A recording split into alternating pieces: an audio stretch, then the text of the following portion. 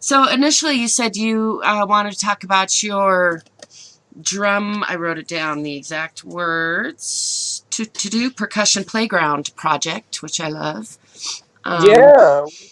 Well, you had mentioned that you had some interest in playground types of structures and things like that, and when you were over here, yeah. and so yeah, it's a project that been working on for a while, and the whole idea is to create a mobile collection that can actually tour.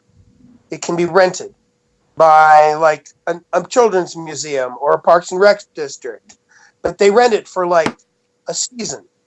Hmm. They rent it 4 to 6 months.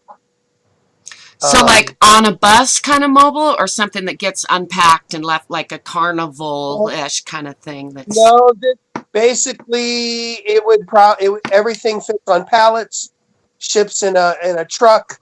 When it arrives, a somebody from the playground collection, a tech person would meet the people that are going to be responsible for it, Hmm. and they assemble it over however many days it takes to assemble it.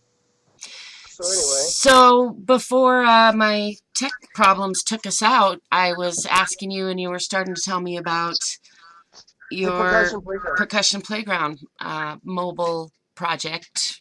Well, the idea here is to create a percussion collection um, that can live outdoors, which is designed so that it can be broken down, put onto pallets, put in a truck, and Hmm. shipped to another part of another part of the country, Yeah. and that it be able to be rentable. That way, it can pay for itself, and perhaps compensate some of the people or all of the people that helped make it happen, or create other projects, collateral projects that can, create opportunity. And hey, I'm all for that, Hmm. especially if it's creating interactive, play for kids. So I'm all good for that. Yeah. So I noticed you had lots of projects out there, and is the kids drum your one of your most recent ones, or is that something that's Well, been... Kids Drum, in a sense, is an umbrella name for a series or a collection of curriculum that's designed for kids, for Hmm. schools. Um, and Kids Drum are those programs that are designed primarily for early learners through elementary, Hmm. and then Drum Fest is the umbrella for programming for middle school students, high school students, and beyond. Cool. So, and that by program you mean like I'm a match? teaching artist. Right. I'm a I teaching artist. Yeah. I know. I I noticed that. use I use music, rhythm, storytelling as a way to tie to core learning concepts called arts integration, Hmm. where you use a variety of different art forms, but you're not using it to teach art. You're using it to teach other content. And Cool. by doing that, they improve. Not only do they improve their cognitive skills, but they're also working on fine and gross motor skills, because they're making things, they're building things, Hmm. designing things, or if they're for doing Japanese paper theater, kamishibai, well then they're writing stories and then storyboarding them and then turning them into actual kamishibai cards and learning how to perform them for others. Um, yeah, I got a whole bunch of shit that I've been working on for a long time, and this is just the next chapter, the next set of stuff to do. Hmm. Sounds So, pretty awesome. and the idea, one of the big ideas here is accessibility. So whether you're in a chair, whether you can see or not, whether you can hear or not, everyone gets a Willy Wonka. Hmm. Everyone gets to. I started this stuff in '94. And so I've been doing this kind of stuff since then. Hmm. Started it here in Albuquerque, working with Kevin Kinane, who's Yeah, he I know him. stayed here when I left. You know Cool. Kevin? Yeah, I do. He's Cool. pretty awesome percussionist as well. Yeah. He is a pretty awesome percussionist. Mm-hmm. Absolutely brilliant. One of Glenn Velez's students. Cool. Studied frame drums with Glenn Velez. Then he came out here in the 90s, and we started this little duo called Street Drumming, Mm-hmm. and used to do open mic and World Beat Wednesdays at EJ's. Nice. Did that for 3 years, and did the World Beat Wednesdays. We did that for over a year, Kevin and I. Sounds like But then fun. I moved on to Vegas when I got married to Paris. Of course, then it was convenient to be in Vegas when we got divorced too. Yeah, that was a trip, but it got me on the road doing the work myself. So I had to be responsible for everything, and that was quite a learning curve, and it was just the kick in the pants I needed. Cool. And so I've been building all of this curriculum forever since then. Mm-hmm. And it's, it doesn't do any good just sitting in my hard drive. It needs to get out there and be used by other people. Mm-hmm. So, I but agree. the percussion playground it's what got me hired by Port Discovery in Baltimore. When I moved there, I brought with me what I called my World Rhythm Drum Circus, which is a big drum exhibit. And I asked when I lived there if I could field trial it at the museum. Mm-hmm. No charge. And I was there. And I was there for 3 weeks, and I had 3,500 kids come through my circus Nice. in 3 weeks. It blew them away so much, they offered me a job, and I worked there full time for 11 years. And when I left them with an indoor collection called the Percussion Garden. And it's made up of 7 different installations, 10 different musical instruments. Sorry, 6 different installations, 10 musical instruments.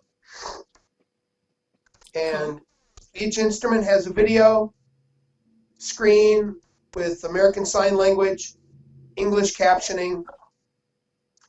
There's a blind square navigation system at the apex of the space that the exhibit is held in. But next to each video screen, just below it, is a Braille panel that has all the directions in Braille. And so there's a digital tag that communicates with the receiver. And so then through an app that would be through a Bluetooth and an app on your phone, a blind person could navigate to all the instruments based upon a compass star and their current orientation in the exhibit space. Wow. Yeah. That sounds So now I want to awesome. do that outdoors. Yeah. So that it could go into a park, Yeah. or it could go into a mall, or it could go into a museum, or outside, because it's designed to be an outdoor collection.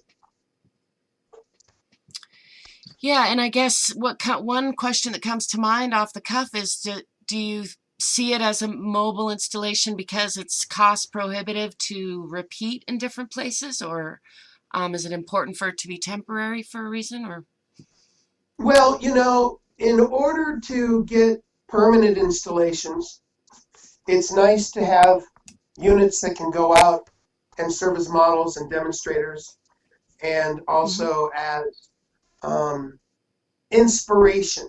Sure. To inspire other creation from other people. Mm-hmm.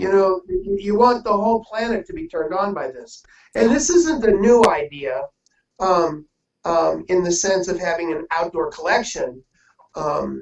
My take on it that makes it uniquely mine will have to do with all the interactive technologies that I want to integrate into the collection. Mm-hmm. That includes everything from solar, shelter, creating shade, by creating shade, also creates projection surfaces. Mm-hmm. It also creates the opportunity to have other kinds of lights or sound speakers and things like that installed in various places Mm-hmm. that are all contained within individual units that at the end of any given day can shut down and completely lock itself up like a turtle, but then it has its own security system that with video and lights and sound, Mm-hmm. kind of like the movie Tobor from the 50s, which was all about this robot, and these guys were trying to break into this property, and as soon as they got over the fence, lights went on, music was being played, and it was scaring the bejesus out of these guys. I, on the other hand, think a nice soothing voice informing whoever's attempting to mess with the gear that the local constabulary has already been contacted. Mm-hmm. You've already been photographed and video documented. So if you'd like to make yourself comfortable, assistance will be there momentarily. I figure a good sense of humor is not a bad idea, but it also creates a product you can sell elsewhere too. Because you're able to integrate these technologies together, so it becomes something that can be used in outdoor trade shows or at fairs and festivals, other kinds of things. But I like it for this, and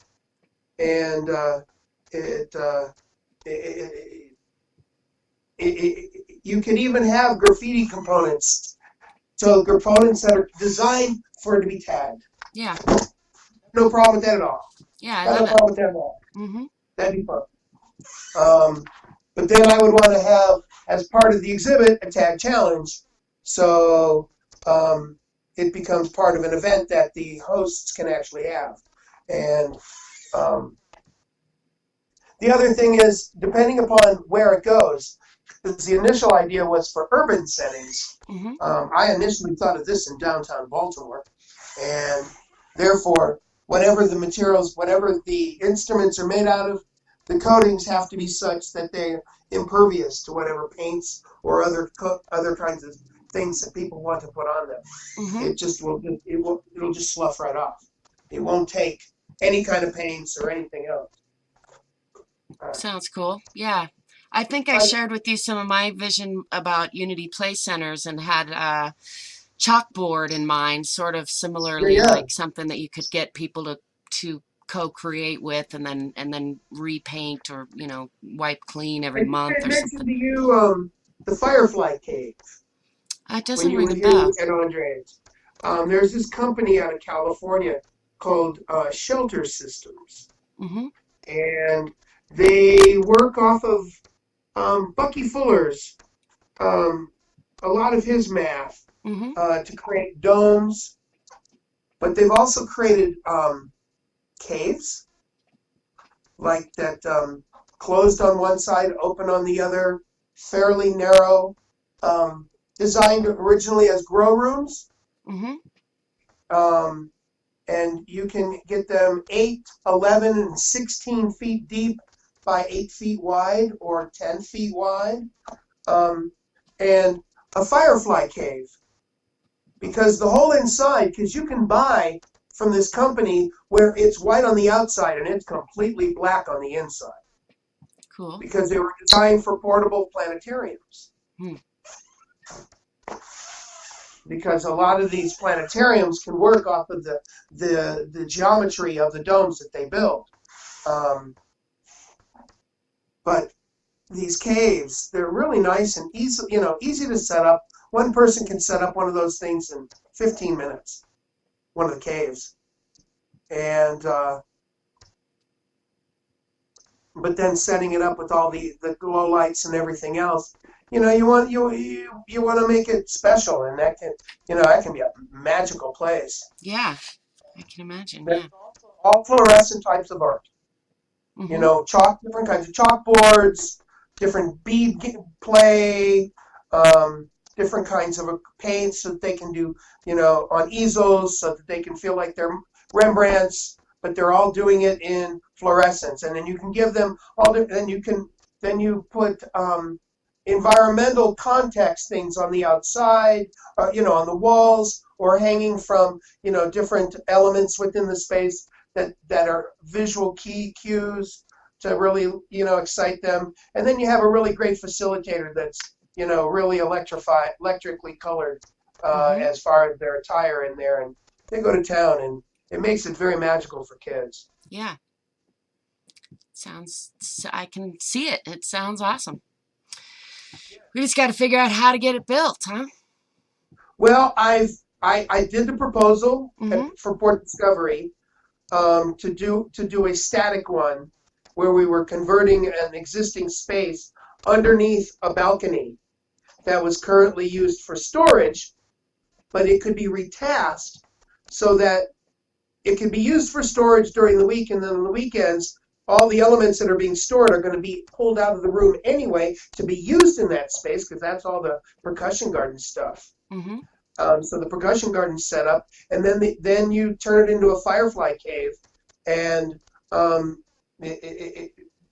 had it all costed out and everything. I could share that with you. Are they still working on the proposal, or did they give you an answer? Or? No, they went another route. They just got done celebrating their 20th anniversary, and they raised 20 mil to re-image the whole museum. So they just went a whole other route. Right. Yeah. So tell me more about the sound. I wanted to call it Sound Garden, but you called it something else. Sound Garden is absolutely right on. There's a guy in Germany that, God, I forget his last name. Michael is his first name, and I forget his last name, who's done quite a number of outdoor pieces. He basically has a mobile percussion museum. Cool. And he rents out a warehouse 6 months out of the year in different cities around Germany, and he'll go and set up his collection. And that's how he makes his living. The other 6 months of the year, he's building new stuff and working on commission projects and things like that. Sounds fun. But the instruments that I have, he has nothing like. But a number of the instruments, but I have been inspired. A number of my designs were inspired by things he's done, where I've then taken them to different directions. Which is okay by me. Yeah. I imagine any of us could take some basic ideas of drumming and different. I don't know. I think about tubes, or haven't seen Blue Man Group, those kind of cool things. But any of us. The tubulums. Yeah, I want to do a couple of tubulums. I've been imagining a tubulum arbor, in which wide enough that you could have two wheelchairs passing each other in the middle, and still have enough space on either side of them for people to be standing or in a wheelchair playing at stations.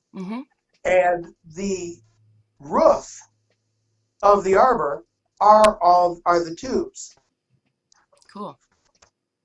So it would basically look from the side. It would basically look like vinage, 3-inch diameter vinage and 2-inch. And then when it goes across the top, it just makes for beautiful sun shading and all different spaces for the tubes to come out for you to play, and you're going to get all these sounds all around you. You'll be on one side of the arbor, and somebody will be playing on the other side of the arbor, but where the tube comes out is above you. Perhaps. I don't know. It still needs to be worked out, but it's definitely a concept that I'm working on. Very cool. Yeah, and you have to excuse me. I have a head cold, and it's driving me crazy. I've been sneezing, and my mustache needs a trim, and it's been itching my nose quite a bit today too. I had one of those not too long ago. I can relate. Can empathize. Which, a I cold had or a I had mustache? no, a head cold. Well, maybe no, I'm just kidding. I haven't had a mustache for a while, but no, a cold. I did get a cold and then a sinus infection, which is still with me a little bit, Oh if you will. no, that's not good. Yeah. Yeah, I'm fighting it though. I'm almost over it. Just when I yeah, go to hit certain high notes, I can still hear it. sinus infections and I do not get along well.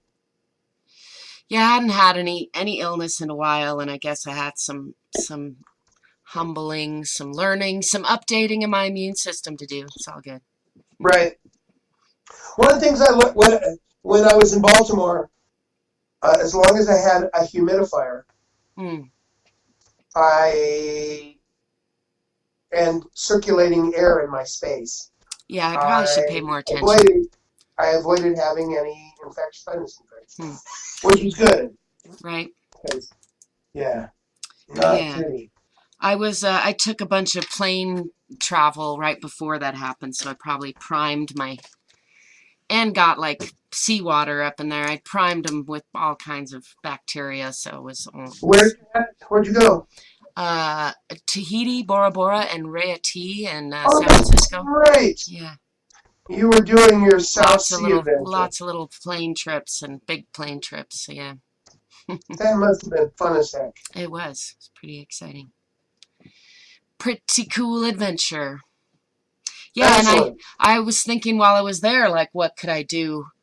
What could I build in the way of my Unity play building ideas? And I think thinking about what I want to build and what you want to build, it really still, I love your idea of a portable, demonstration unit that can make some money and then be a precursor for more permanent installations. And I think plenty of people are willing to let me build, or willing to let you build, I'm sure, on their property, but it's a matter of making something that would sustain itself and make sense with the community and have some kind of tie-in and buy-in, the way I see it. So, and I think that could also happen anywhere. But one way to get a buy-in is if you're working with a community and they're part of the building process. Right.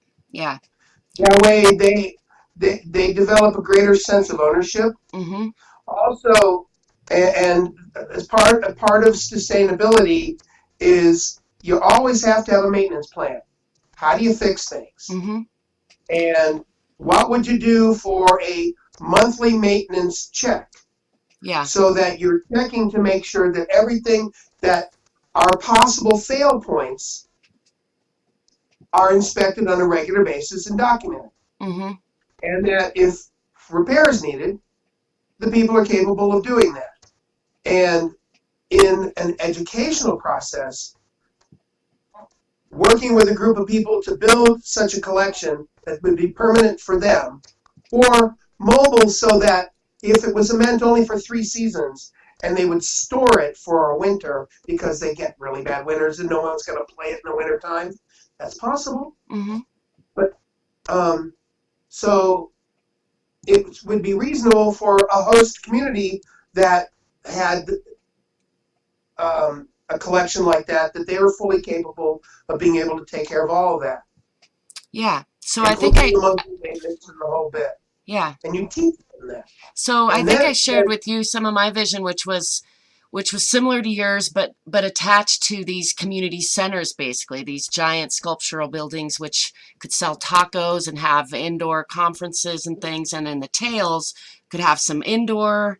I'd love to see people making music in different places of these centers, and then maybe able to record it, maybe put it in a virtual reality, or at least in some kind of way that could be then shared online. If you could choose to share it or not share it, depending on what you made. But so my initial vision was for these 2 dragons surrounding an outdoor sound play, potential stage area with, I'd love to see 50 or 500 of them, and each of them varying depending on the community that's building them and where they're built, but ultimately have that educational system merging with a local and a global community system that's, that's put together and developed culturally in such a way that it outlives any, you or I or any one person who, Yeah, yeah. and of course some of them probably wouldn't survive as buildings sometimes don't, but I see the potential to set up an infrastructure,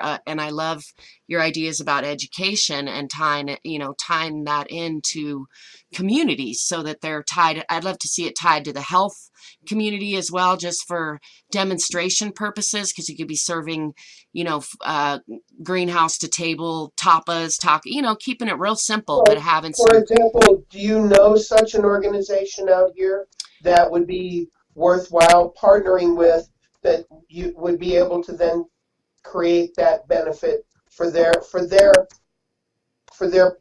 public?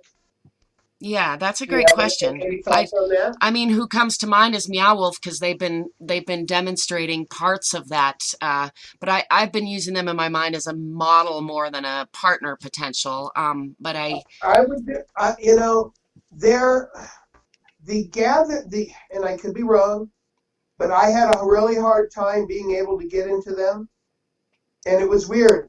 When I reached out to them from Baltimore, mm-hmm, while I was working on the Percussion Garden ADA upgrade, mm-hmm, um, I was I had reached out to them, was sending them images of my work, telling them I'm moving to Albuquerque, would love to be able to get an appointment with them to talk about sound, installations that might fit their place. And um, I'm talking to the executive director up until a week before I came to Albuquerque, and unfortunately I had some adventures on the road that were not fun, and so it took me a little bit longer. She got sick, so we put a postponed getting together for several months. And then when I finally was able to get through to her once she was on the mend, she just pushed me off to one of her underlings, who wouldn't understand a contract by handshake if it bit him in the ass, right. versus contract with a signature on a piece of paper, because to him, he respected both with the same level of bullshit. Hmm. Um, That's unfortunate. well, But maybe it was a fortunate. good. I mean, depends on, how you look at it, right? Well, it does. I had a bad experience. I own the fact that I had a bad experience, and um, uh, I would love to have a restart with them, and just move forward, because and deal with somebody different, Yeah. because I'm sure yeah, that's probably turning. I mean, I know they've grown so quickly that they're probably they have having all kinds of they have. changes. So, to me, as a model, it's shown that like the general public is ready to support Oh, something as a like that, model, it's So, phenomenal. As a um, model, it's phenomenal. and then I got into reading Paulo Soleri's notes. I don't know if you're familiar with his kind of Oh stuff, yeah, but Arco Santi is pretty amazing. and I Have you haven't been there? actually been. No, I haven't, but people Oh my keep telling me I God. need to, and yeah, Oh I my agree. God, I you just should haven't yet. It's you on my really owe it list. to yourself to go. Yeah, no, You I do. really owe it to It's on yourself my to list go. of, yeah, I'm going. Just don't know when yet, but I will. But Uh, that has me thinking about just again brainstorming. I think surely there are some either private or public schools that or even medical facilities that could be convinced to host a permanent or semi maybe a 5 or 10 year experimental. Now I see right away what you were talking about earlier of then you need what Paulo Soleri ran into, the lack of upkeep for a structure like that can be its demise in a short time, or the need for an expensive, which is why I like my very much, idea of you know, building these no, buildings totally. themselves, because then the building itself, that's built into the culture of the building, and of course there's regular checkups and things are shut down if they need to be for a while, while they're upgraded, and then you have a permanent structure that then can connect to the local schools and Um, medical centers probably. Those mhm. I see as easy uh, places of need for this kind of interaction, you know. And then ideally they're electric car charging stations. So people, as we're about to get this big influx, I think, of electric cars, it will entice people to go spend a couple hours there, going to a show or having an experience, because they can Right. get their car charged up and or have some lunch, and you know, if they time it right, catch a show, but even almost all the time have a potential, almost a build your own adventure kind of experience from the Right. time they Right. walk in the door on out, you know. Hmm. Mm-hmm. Yeah. I like that idea. So yeah, I've had this vision for a while now, and I keep waiting for the universe to bring me the money or the property. And so far, you know, apparently I'm not fully aligned with it because it's not in my pocket yet. But I do Well, still. here's a couple things. Hmm. You got any sketches? I do a little, but they could be better for Okay. sure. Yeah. But see, that's a place to start, Hmm. because from a sketch, you can create a piece of art. Yeah. No, I agree. I think for And me, my sketching, I could get better, but what I'd like to do now, I think, now that you bring that up, is small scale modeling, you know, a little more dynamic and exciting that's than the important. sketching. That's And important. One of the structures that I also want to build is known as a star tetrahedron. mm-hmm, It's kind of like a three-dimensional Star of David, nice. resting on its side. Mm-hmm, So that means it has four legs instead of just standing on one. mm-hmm, Basically, it's designed to have instruments suspended on the outside and on the inside. And again, entrance points have to be wide enough that two wheelchairs can pass each other at ease mm-hmm, through the opening. That's one of the things with the ADA. mm-hmm. Also, at all junction points, a wheelchair must be able to have a full 5-foot turn radius. I like it. So using the ADA allows you to start by, let's picture our footprint. And then from there, what do you fill that footprint up with that still allows for these pathways to exist? Mm-hmm. And still make it enticing and exciting. As I said, even if you can see or not, hear or not, walk or not, you know? Yeah, I like it. Universal design used to be the buzzword. I don't know if it still is, but you know, trying to I think like of. universal design. Yeah, I did too.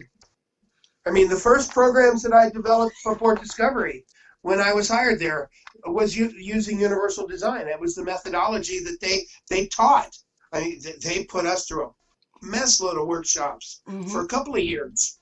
Then they went to a couple of other systems that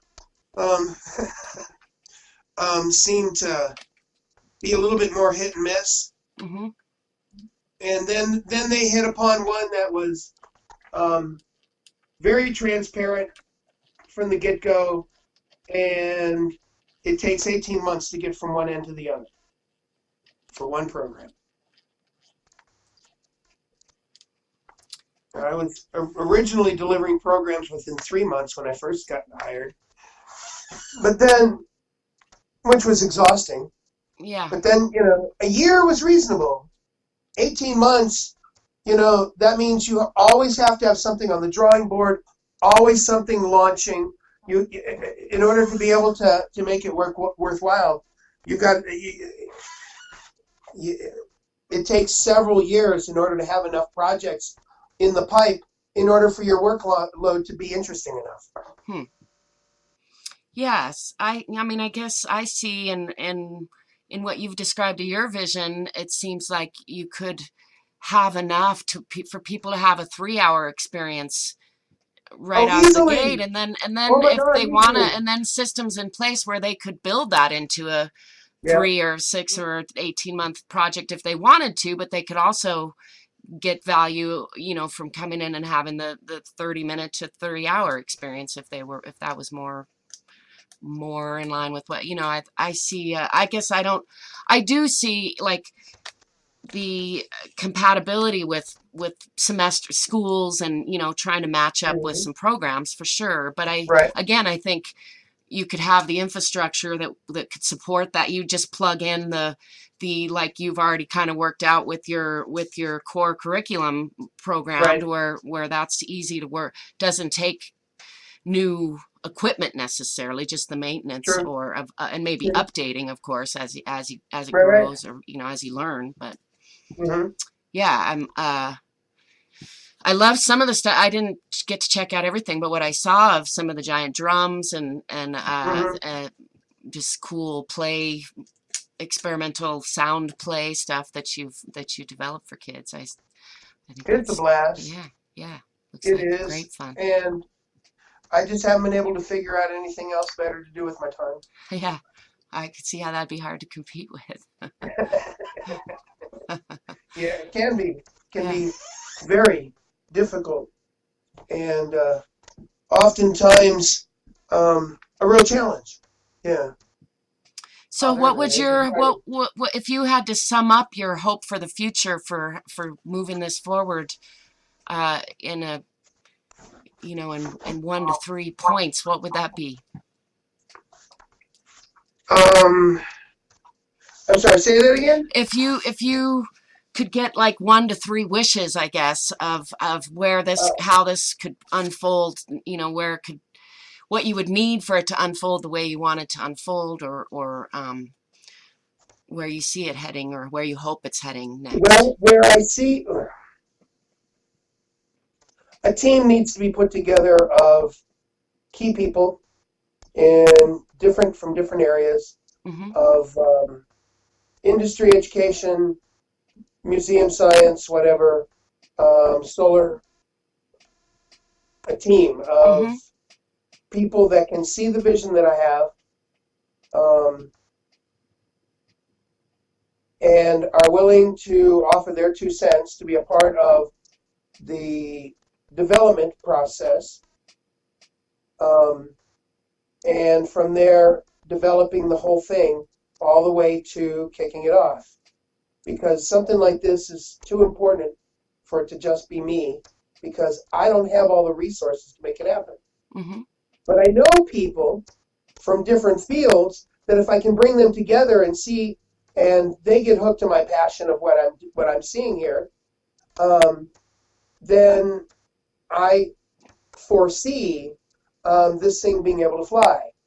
Because it really does need a village to be able to raise the necessary resources to make this happen. Mm-hmm. Um, if we're talking accessibility, then we need to have somebody like Gallaudet University or some other major institution that deals with the deaf as a part of the process. As well as a major institution that's invested in vision, Yeah. So as well my as people. Go ahead. Mhm. Sorry. As well as the people that are working on such things as like Blind Square, which is an actual product. You can purchase it. Mm-hmm. Um, but because I have very specific parameters that I'm looking for that I think will have crossover potential for the future, I'd like to bring them on board as a partner versus as, that doesn't mean they don't get paid. Every entity that, they still got to pay their bills. That would be all part of the fundraising, but you still include them as part of the design team, Mm-hmm. so that they get to, so that they're just coming in as plumbers, fixing something that some architect came up with, but actually fully integrating a system that they've foreseen from the very beginning, Mm-hmm. and also helps them be able to create collateral product that for them that they will be able to enhance their own catalog and be able to enhance their own productivity. And so any company organization like that, I want them to be able to benefit in that way, and that is above board. Um, and that way everyone is working for the good of the project, because what comes collaterally from the project will feed them for Mm-hmm. years to come. But the only way that collateral stuff happens is if the project just sails down and without anything knocking it down.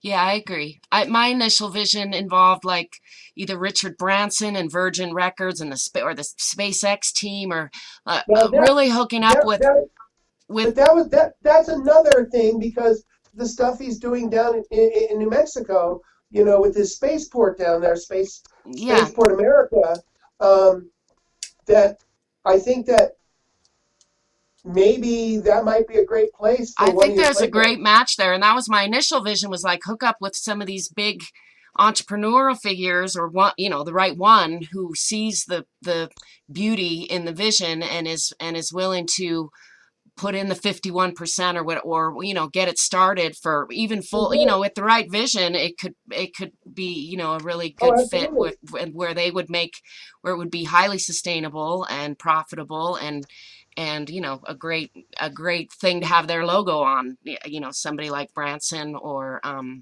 Elon Musk even, or who knows. I thought somebody with an incentive to connect to the music part, or the alternative energy part, or all of the above. I listen to a It would be podcast called. worthwhile to check out their PR package about the facilities. Mm-hmm, Um, See if they have a company like that has to have a special events mm-hmm, department, not just coordinator, but a department.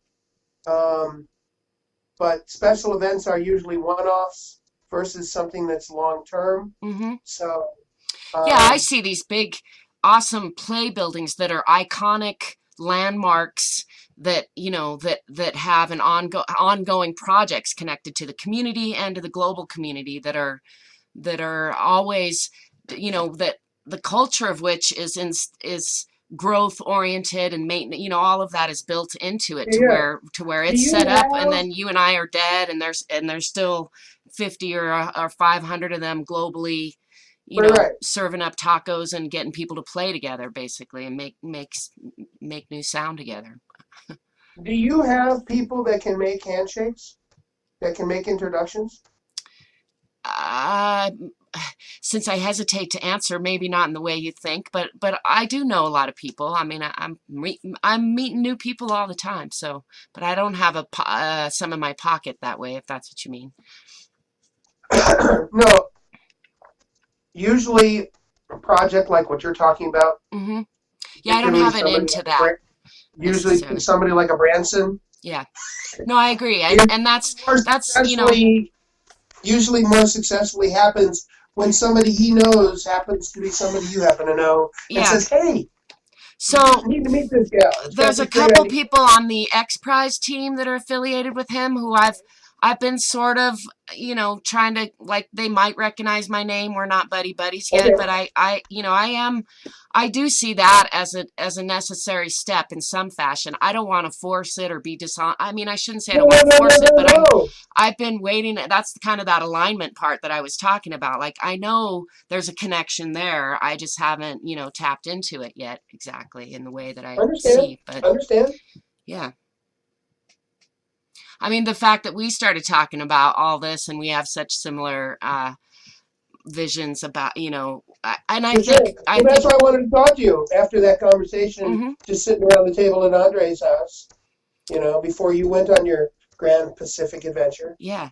No, and I think there's a growing number of people with their own version of the same. I think an idea like this is permeating the universe, and getting expressed through, any number of us who tap into it. But I see that as an inevitability to some shape or form, and I would love to be a part of, trying to see it realized to whatever degree I can. So. Well, this morning I sent an email to I have a buddy. His name is Jim Donovan. Hmm. He's the founding drummer for a group called Rusted Root. Yeah. And we've been buddies for a long time, been friends Cool. for a long time. He's not with them any longer. He does his own solo projects.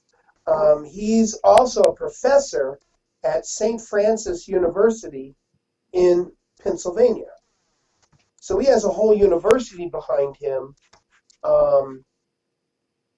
and all their various departments. And he's one of the shakers and movers in the Internet 2 movement,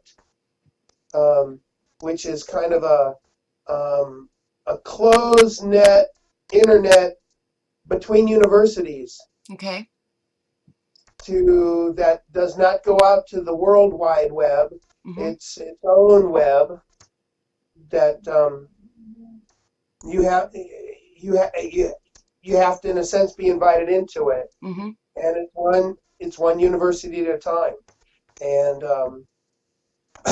it's going to allow for, once it's fully vested, it's going to allow for lots of great communication between research institutions without the fear of being hacked from the web. You know, you'd actually have to be working for one of the universities and be working as part of the Internet 2 project in order to be able to even have access to the shit. Mm-hmm. It's different than even the dark web, I guess. It's its own. I guess it's its own closed system. I don't know. But you can't go from the World Wide Web to Internet 2. I think it's a different portal altogether, requiring a whole different kind of browser system or something. I'm not sure. Anyway. Yeah, I don't know enough about those such things. It all starts to I become a was mystery just to me. laughing, not even knowing why we went there. But you got No, I think that you were talking. You were asking me about contacts, and you mentioned him. I think as a right. potential, But, and I think it's a great example. There are many avenues that this could come to fruition, and so I guess why I'm interested in. I know you've put a lot of time and energy into it, and so you mentioned the education route a lot, and well, that's just because that's my background. That's the kind of work I do. yeah, no, I see that, and I think it's excellent. And I have some of that background, but I guess I'm more skewed over to the business, of course, not in a way that's given me the money I want yet. So, but just the way I think about it, of like if it was set up like a business, then it would be easy for it to collaborate with schools or whatever, you know, and the general public, which I guess is where I wanted the vision that I had was really to try to be accessible to various, you know, to not have to interface with institutions locally and globally, but not be under the umbrella of any of them, so, to allow some element of freedom, especially on a global level, you know. Because Yoda over here is groaning. He's he trying to get my need some attention. groaning time. Hey, He's, I know I've had you on the phone for a long time. I don't know how long it's been, he's but just doing this silly. oh, is that your lovely dog, huh? I know I've eaten up No, quite a bit of your time. I guess it's already no, no, almost no, 8 no, o'clock. no. So, I got plenty of time. all right, I got no other. I'm not going anywhere right now. cool. I was just commenting on the fact that he was editorializing. And now he has repositioned himself right next to me to make sure that I understand that his editorials are to be Right? taken sincerely, which I find very funny. It's like dinner time or something, huh? Well, he has his own dog door, so it isn't about going outside or anything like that.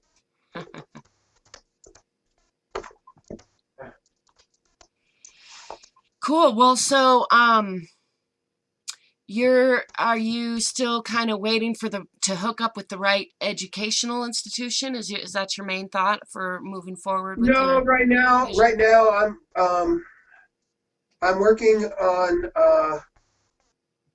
there's a teacher at a school here in town who does computer graphics, and I talked with him when I was doing some substituting at his school about him perhaps helping with some drawings.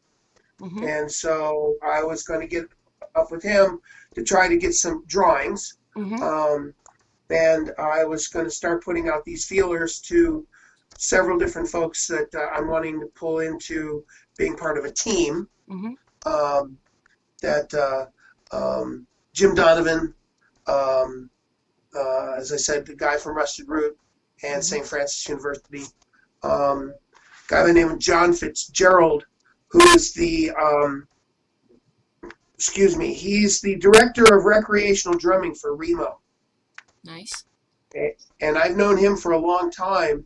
And I want all the drums to have Remo heads. They deal with synthetic heads. And since we're also looking at effects and things like that, it would be nice if Remo was a part of that. And just, they got some collateral, profit off of that from there. Hey, it's not my fault. Right. Actually, it will be my fault, and I will go, yay, thank you very much. And, not as if it'll make me $1 million or anything like that, but if I can make this thing sustainable to take care of me for as long as I need to be able to take care of me, then that's all I care about. The rest, because I never really started working full time until I was in my 40s. Before that, it was going from school district to school district to school district, because that was the only work I got. But I did it very well, and I did it, to the point of 700 elementary, middle, and high schools that I did at least an assembly program in, and over 70 residencies where I was at a school for at least a week or more.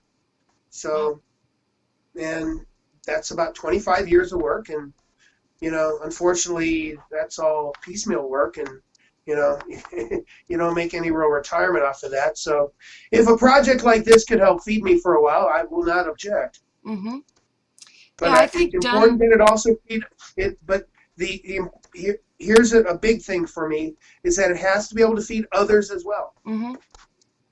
It has to be able to feed others as well. That way, it's sustainable. Because if it can only feed one, then that's not sustainable. Because then it can only feed that one as long as that one's capable of doing the work. And then it's done.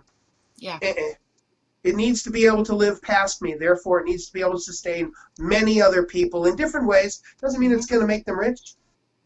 But if it's one piece of a pie of other products or collateral things that can be created, hey, I'm all for it. And it doesn't even have to be the first thing that gets created. If another idea pops up that's, has more magical legs at the time, let's create it and make it happen. Yeah. It's like your business. You're a business person. I'm a creative person. I've been needing a business person to help me with this shit forever and a day. That kind of stuff. It's putting the right kind of team together that have the balanced skill sets to pull the whole thing together. Because I'm tired of just dreaming about it. I want to make this thing. I want to make this thing happen. So, how do you feel about public, like crowdfunding or public owners, like making it a public company and getting, 100,000 people to put in $10, for example, or something like that to get the first one built? I don't have a problem with that, as long as it is fully thought through. So that when the campaigns begin, every I has been dotted, every T has been crossed, and there are no surprises. Meaning, I understand the full scope of consequences. Yeah. Because it's got to be fully thought through. That's an idea. I haven't fully thought it through, but I have thought about it a fair amount in that, and like you said, the next, you'd need, of course, drawings and small scale models and, and ideally even a mobile model. Video, CGI video that, the images. But all that stuff is doable. Drawings, and then you create a video of it and with action to it and with sound and all that stuff. And and I think if done correctly, you could give people an incentive, especially for a lower investment, and maybe then some people want to come in with higher investment. But I think you could do something that's real easy, or like free coffee for life at any. There's a number of ways you could entice people to where they're pretty low risk to invest, and then have a deadline. And the thing is, as long as your vision was completely drawn out and you had even all the numbers for at least say in 2 years drawn out, then even if it took 3 years, which hopefully it wouldn't, but I still think there'd be a good chance of being able to see, get the key is knowing what you do need and getting all of that, so that then once you start building it, it's built start to finish and operational, to me. Like in some of these campaigns that I've seen before, where if your contribution is X number of dollars, you'll get this premium gift, or you'll get this product at this discounted rate. Or you get a tile with your name on it in the walkway, or there's any number of ways to go, A whole bunch of different things. The only thing I don't want is someone's logos over stuff. Right. Now, that doesn't mean that there isn't going to be a sign or signage. Unless it's Virgin Records. Recognize all the... Hey, now if SpaceX wants to there are some people that I'd be like, SpaceX everywhere. Right. Yeah. I just don't want it to be the Fifth Third Bank. Yeah. No, I hear you there. I agree with you on that. Their money is as good as anybody else.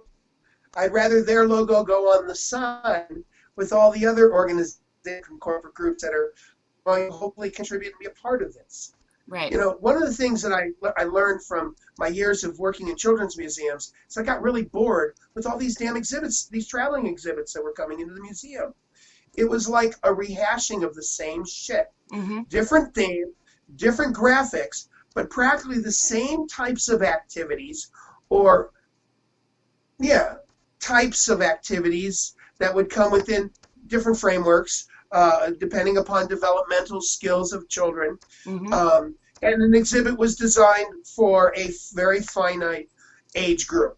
And if it was a traveling exhibit, it was usually targeting the younger kids, because they were the ones, the parents, they would come in there and spend the money just to come for the exhibit. Stuff is boring as hell. Brilliantly put together, but boring as hell. And so I want to kind of break the mold,